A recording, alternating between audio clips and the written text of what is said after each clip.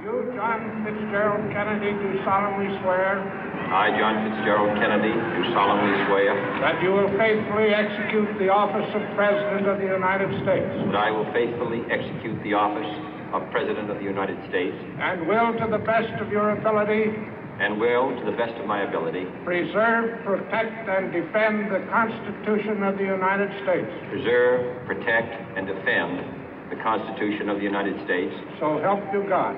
So help me God.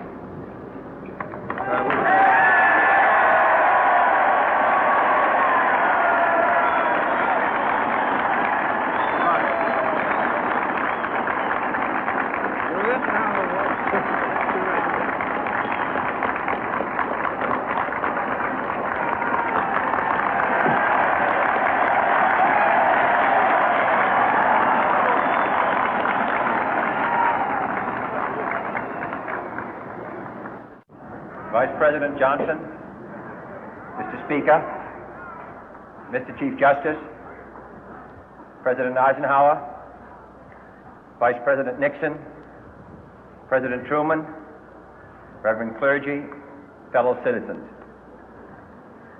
We observe today not a victory of party, but a celebration of freedom, symbolizing an end as well as a beginning, signifying renewal as well as change.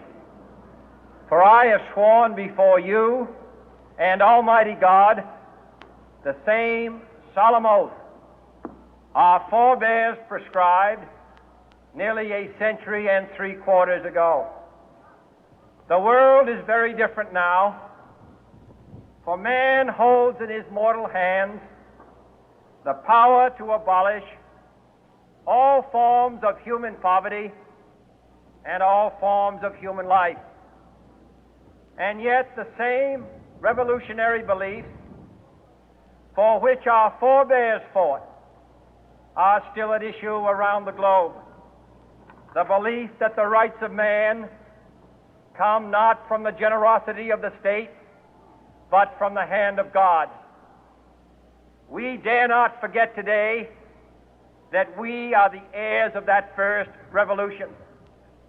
Let the word go forth from this time and place to friend and foe alike that the torch has been passed to a new generation of Americans born in this century, tempered by war, disciplined by a hard and bitter peace, proud of our ancient heritage, and unwilling to witness or permit the slow undoing of those human rights to which this nation has always been committed and to which we are committed today at home and around the world.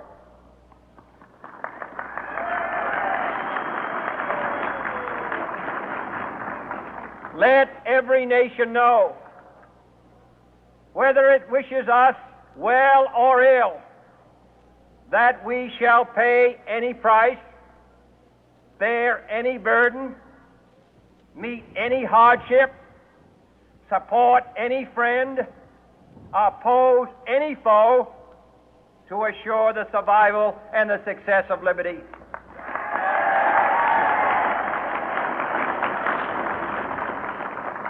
This much we pledge and more.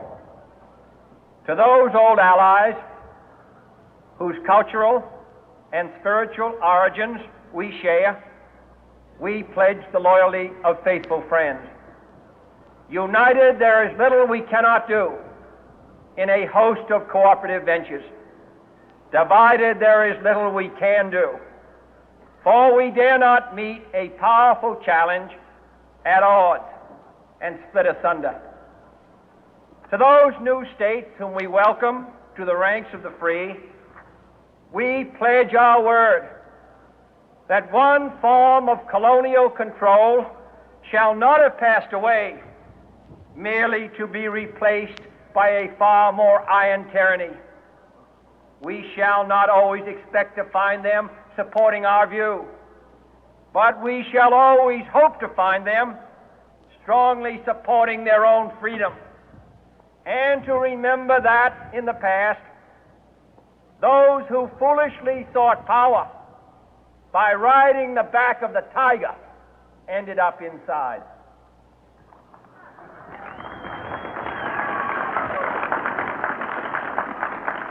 To those people in the huts and villages of half the globe struggling to break the bonds of mass misery, we pledge our best efforts to help them help themselves for whatever period is required, not because the communists may be doing it, not because we seek their votes, but because it is right. If a free society cannot help the many who are poor, it cannot save the few who are rich.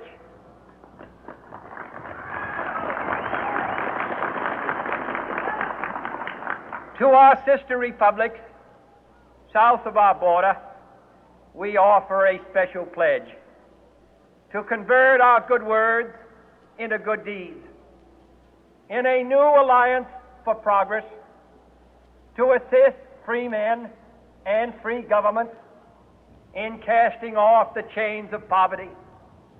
But this peaceful revolution of hope cannot become the prey of hostile powers. Let all our neighbors know that we shall join with them to oppose aggression or subversion anywhere in the Americas. And let every other power know that this hemisphere intends to remain the master of its own house.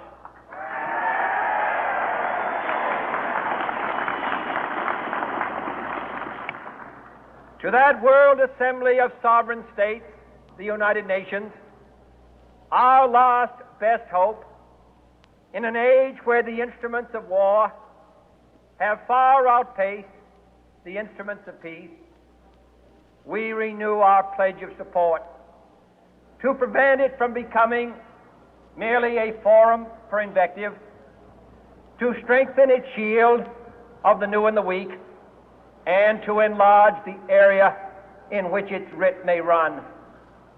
Finally, to those nations who would make themselves our adversary, we offer not a pledge, but a request that both sides begin anew the quest for peace.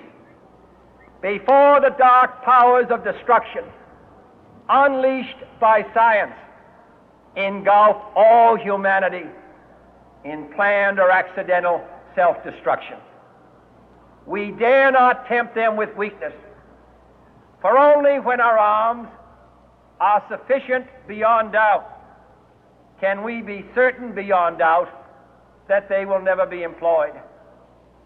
But neither can two great and powerful groups of nations take comfort from our present course, both sides overburdened by the cost of modern weapons, both rightly alarmed by the steady spread of the deadly atom, yet both racing to alter that uncertain balance of terror that stays the hand of mankind's final war.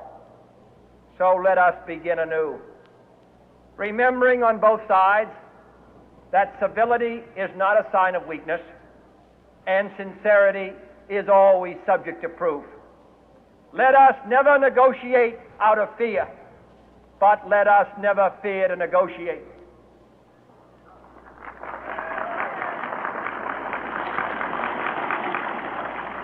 Let both sides explore what problems unite us, instead of belaboring those problems which divide us. Let both sides, for the first time, formulate serious and precise proposals for the inspection and control of arms, and bring the absolute power to destroy other nations under the absolute control of all nations.